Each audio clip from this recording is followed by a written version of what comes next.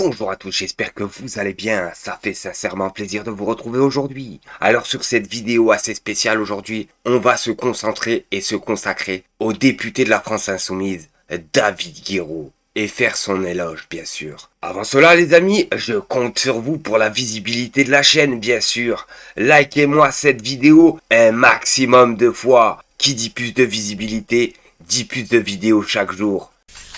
Alors sur cette vidéo assez spéciale, comme je vous le disais, on va faire l'éloge du député de la France Insoumise, David Guiraud. Un parcours engagé dès sa jeunesse. Né le 18 novembre 1992 à Paris, David Guiraud grandit au Saint-Denis, dans une famille politiquement engagée. Son père, Daniel Guiraud, fut maire socialiste des Lilas. Dès ses études en histoire et sciences politiques, il s'investit dans le militantisme, notamment lors de sa campagne présidentielle de 2012 pour Jean-Luc Mélenchon. Il devient collaborateur parlementaire d'Éric Coquerel en 2017, avant de s'imposer comme porte-parole jeunesse de la France Insoumise. Son engagement est sans concession.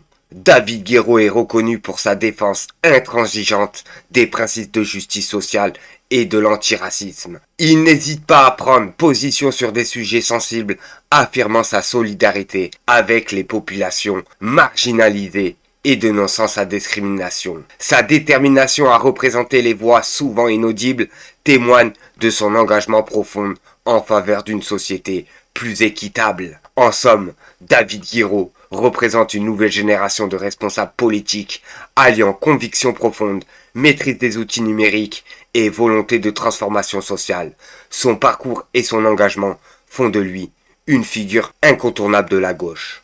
Monsieur le ministre de l'Intérieur, nous avons découvert que vous nous accusiez d'être complices d'un terrorisme intellectuel. Nous avons naïvement pensé qu'il s'agissait d'un poisson d'avril avec, certes, un fond de vérité, tout travail intellectuel semblant en effet vous terroriser. Mais pendant que vous étiez occupé à recycler les théories de l'extrême droite pour servir vos ambitions personnelles, un compte Twitter a révélé publiquement l'existence de boucles Telegram néo-nazis invitant à commettre des attentats contre nos compatriotes musulmans. Et je vous parle là d'un terrorisme bien concret. Et il a fallu que ces tweets sortent pour vous forcer à réagir de la plus faible des manières, puisque vous avez demandé à Telegram de simplement fermer ces canaux de discussion. Il y avait pourtant dans ces boucles des membres actifs qui étaient fonctionnaires ou militaires. Vous n'avez pas le droit de vous affranchir de vos responsabilités. Vous n'avez pas le droit de vider les mots de leur sens pour disqualifier vos adversaires, pour dissoudre des associations écologistes quand le terrorisme d'extrême droite se structure sous vos yeux. Vous n'avez pas le droit d'instrumentaliser la laïcité à des fins politiques et j'en profite pour demander, comme France 2 et Samuel Paty l'ont fait et sa famille, ce qu'il est advenu des millions d'euros dépensés par le ministère de l'Intérieur dans le fonds Marianne. Monsieur Darmanin, vous vous égarez. Avant de faire votre campagne, vous devez faire votre travail. Que l'Algérie n'est pas l'égale de la France. Monsieur le Président, avec cet amendement qui confond la libération de Boualem Sansal et la dénonciation des accords de 68, le Rassemblement national une nouvelle fois confond la diplomatie et les affaires intérieures et s'inscrit donc dans sa tradition profonde vis-à-vis de l'Algérie, celle de considérer que l'Algérie n'est pas l'égale de la France, mais son sujet, et qu'elle ne doit pas discuter, mais obéir.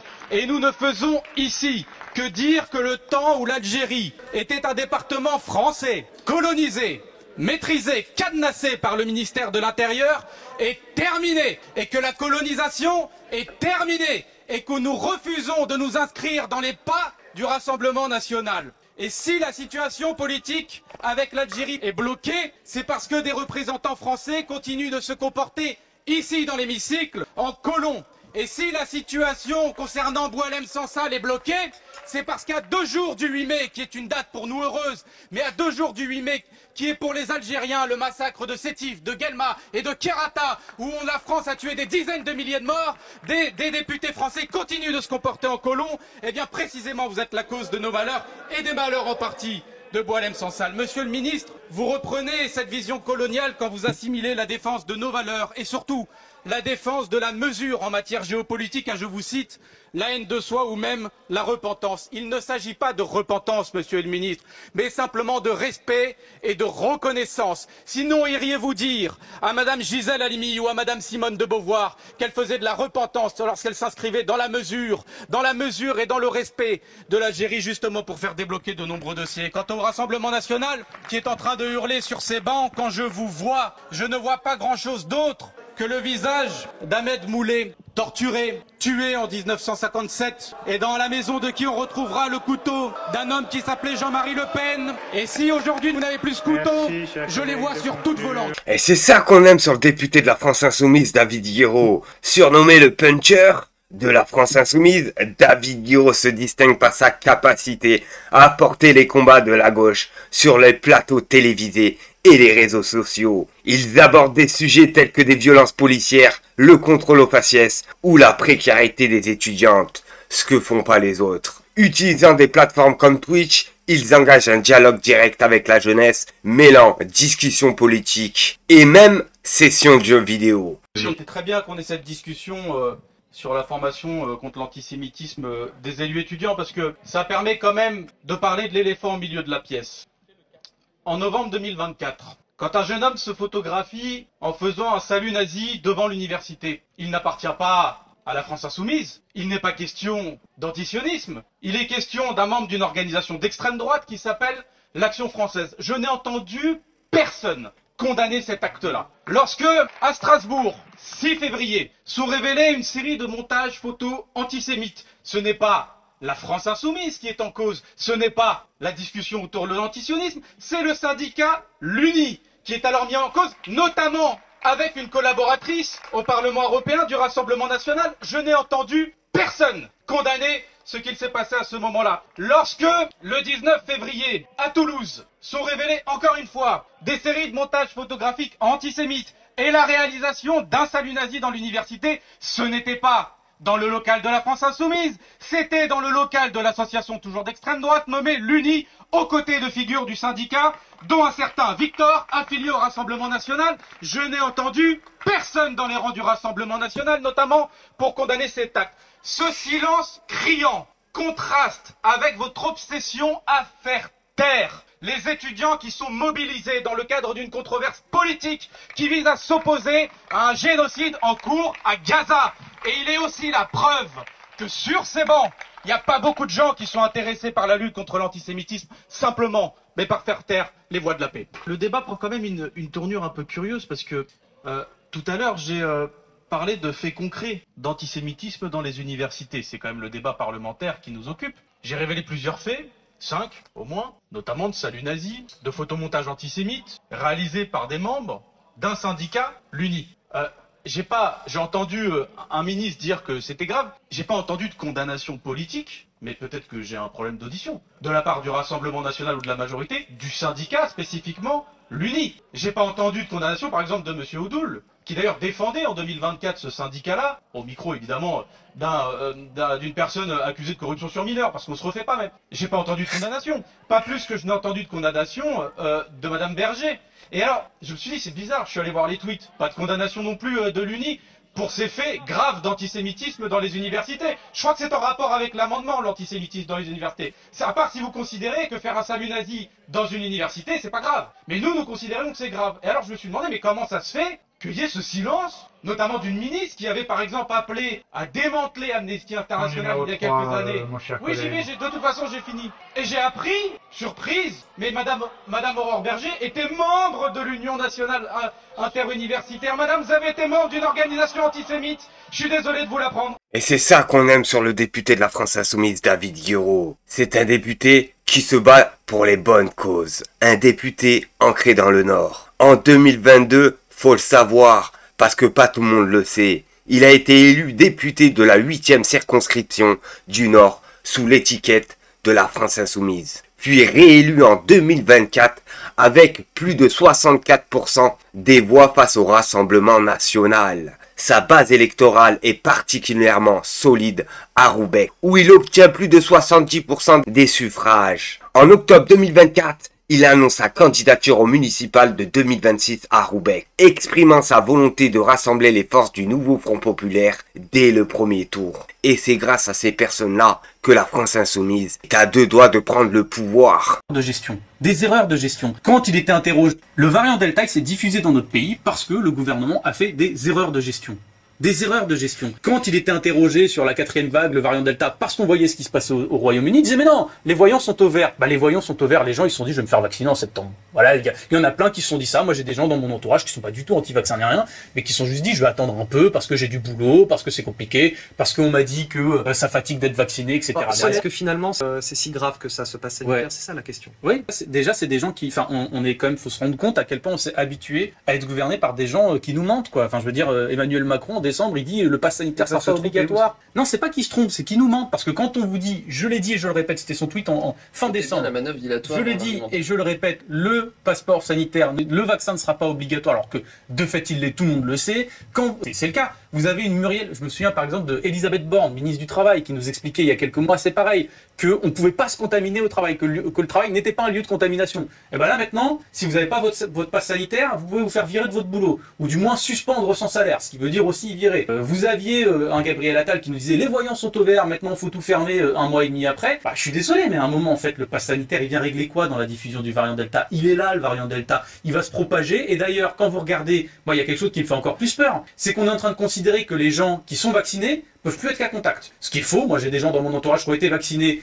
et qui sont porteurs du virus, qui ont eu le Covid, qui ont eu les symptômes et qui peuvent le diffuser. Résultat, on rouvre des boîtes de nuit. Moi je suis pour ouvrir les lieux en société, mais les boîtes de nuit c'est vrai que c'est le plus compliqué de tous les lieux. Et ben, résultat, les boîtes de nuit on a tout rouvert, résultat, il y a des clusters, alors que tout le monde a son passe sanitaire. Donc je veux dire, ça règle pas du tout la question. Après, savoir si le variant Delta est très contagieux, si les jeunes doivent se contaminer ou pas, c'est encore une autre question. Ce que j'essaie juste de vous démontrer, c'est à quel point il est inutile ce pass. Il est inutile parce qu'on va l'exiger au boulot, mais pas dans le RER bondé ou le métro bondé dans lequel on va aller quelques heures avant. Enfin, tout ça n'a aucun sens. Aucun sens. Donc, la vaccination, moi je suis pour. Voilà, je suis vacciné, j'incite les gens à se faire vacciner. Mais créer une société avec un pass qui est liberticide et en plus qui sert à rien, il y a un moment, il faut se poser des questions sur dans quelle société on veut vivre. Et les gens qui manifestent, eh ben, c'est pas tous des salauds. Voilà, c'est juste des gens qui se posent des questions. Alors, moi je veux pas Xavier Pénicaud, quoi. Si la population comprenait parfaitement notre système budgétaire, je crois qu'il y aurait une révolution demain matin. Permettez-moi donc de participer à ma modeste échelle à cette saine pédagogie. Non seulement nous n'approuvons pas ces comptes de l'État, gardez votre souffle, chers collègues, il y en a pour 15 minutes. Non seulement nous n'approuvons pas ces comptes de l'État, mais nous avons besoin d'un débat sur la transformation profonde de notre système de financement public. Une transformation absolument scandaleuse au sens premier du terme, d'abord parce que profondément inégalitaire, ensuite parce qu'on se rend tous compte actuellement que cela met en péril nos comptes publics, et enfin parce qu'elle est profondément antidémocratique. Sous la présidence Macron, notre pays n'a jamais levé autant d'argent issu des impôts de son histoire. Nous n'avons jamais été aussi riches. Il suffit d'observer l'évolution des recettes fiscales nettes de l'État. Avant qu'Emmanuel Macron ne prenne le pouvoir, les recettes fiscales nettes de l'État s'élèvent à 285 milliards d'euros. Elles passent à 295 milliards en 2017, même montant pour 2018. Elles retombent en 2019 à 281 milliards d'euros et à partir de 2021, elles vont remonter sans jamais s'arrêter. 295 milliards à nouveau en 2021 et aux alentours de 323 milliards d'euros en 2022, en 2023 et en 2024 et elles sont estimées à 357 milliards d'euros en 2025. 357 milliards d'euros. L'État est assis sur une montagne d'or, celle des Français. Et comme tout dragon, il a caché une partie du trésor dans la montagne parce qu'en plus de ces 357 milliards d'euros, il faut rajouter les recettes d'un impôt dont on ne parle décidément pas assez. C'est pourtant le premier impôt du pays, c'est la TVA. Dans le présent projet de loi de finances, on parle par exemple de 106 milliards d'euros de recettes de TVA cette année pour l'État. Mais c'est curieux, parce que la France n'a pas collecté seulement 106 milliards d'euros de la TVA. Notre pays a prélevé le double de cette somme sur les Français. Car les recettes de la TVA, l'impôt le plus injuste, ont explosé sous le mandat Macron. On est passé de 163 milliards d'euros de TVA net collectés en 2017 à 186 milliards d'euros en 2021 et à 217 milliards d'euros en 2024. En 7 ans de mandat Macron, les recettes de TVA ont bondi de plus de 50 milliards d'euros. 50 milliards d'euros supplémentaires, c'est-à-dire juste le budget de notre défense nationale. Rien que ça. Et alors si nous sommes si riches, mais que le budget de l'État est en grave déficit, mais qu'est-ce qui se passe? Où va cette masse d'argent considérable payée par les Français, les plus précaires, au supermarché notamment, au caddie, dans des produits alimentaires dont le prix a explosé avec l'inflation? Où va cette fortune payée avec la sueur et les larmes de certaines familles? C'est un député d'une ville, Roubaix, qui connaît un taux de pauvreté à plus de 40% qui vous parle. Où va cette fortune? Mais on est face à un véritable scandale d'État. Car une chose est désormais connue et reconnue, cette fortune va de moins en moins dans le budget de l'État. Je vous donne un fait indiscutable. 100 milliards d'euros de la TVA ne vont plus dans le budget de l'État. C'est-à-dire l'équivalent de 2 fois le budget de notre défense nationale. Et ce, sans qu'il y ait eu un seul débat d'ampleur nationale sur le détournement de cet argent. Et c'est pas un détail. L'argent du budget de l'État, il sert à financer la solidarité. L'argent du budget de l'État, il sert à financer des services publics. L'argent du budget de l'État, c'est la transition écologique. Et surtout, l'argent du budget de l'État, il est discuté tous les ans ici à l'Assemblée. Mais là, on a 100 milliards d'euros qui ont été exfiltrés du budget de l'État sans qu'on ne sache vraiment à quel moment on en a discuté dans notre Assemblée. Sur décision des gouvernements Macron. Sans débat national, juste comme ça. C'est quand même, permettez-moi, c'est étonnant, vu que vous parlez, collègue Cazeneuve, quand on discute du financement de nos écoles, de nos hôpitaux, de nos armées, le gouvernement nous dit qu'on est à l'euro près, mais quand on ausculte chaque pupitre de classe pour voir à la loupe, voire même au télescope, si on n'a pas dépensé un centime d'euro, vous êtes là, mais quand 100 milliards d'euros s'envolent du budget de l'État, vous regardez vos pompes. Permettez-moi de relever quand même cette hypocrisie.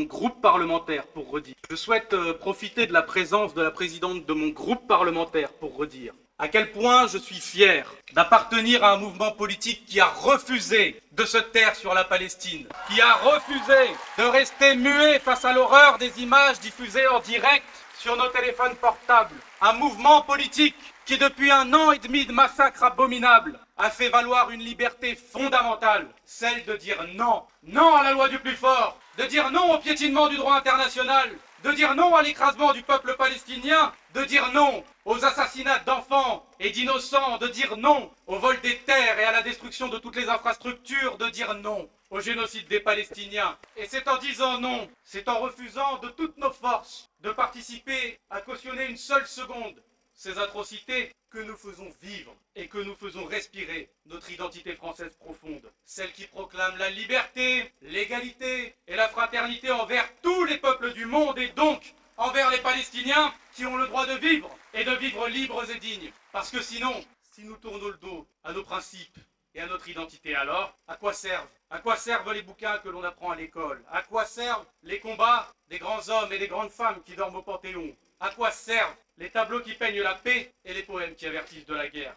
Alors, bien sûr, parfois, on se sent même souvent si impuissant face au carnage. Et pourtant, nous tenons dans nos combats ce fil si délicat, si fragile, celui de l'humanité, de la justice et de la paix. Et dans cette époque où l'on craint parfois d'être remplacé par des robots insensibles et sans idéaux, moi j'affirme que nos valeurs ne sont pas menacées par l'intelligence artificielle, mais plutôt par le fait que des cœurs se soient habitués à justifier ce spectacle mortel. Les partisans du génocide nous ont menacés, ils nous ont intimidés, ils nous ont traînés dans des procès pour apologie du droit international et incitation à la paix. Le système diabolique, politico-médiatique, nous a diabolisés, nous a dépeint comme une menace, mais nous au moins, on peut se lever le matin et se regarder dans la glace. David Guiraud, c'est plus qu'un nom, c'est une voix, une force, un combat. Des plateaux télé au banc de l'Assemblée, il tient la ligne. David Guiraud, le poing levé, le regard franc, il parle pour nous, pour ceux qu'on n'écoute jamais. David Guiraud, l'insoumis, le vrai, pas de détour, pas de compromis. Quand d'autres reculent, lui avance, quand d'autres flattent, lui dénonce. David Guiraud, avec lui, on peut gagner, pas pour faire semblant, pour tout changer. 2021 interroge la gauche a trouvé son glaive. Il s'appelle David Guiraud et n'est pas là pour perdre.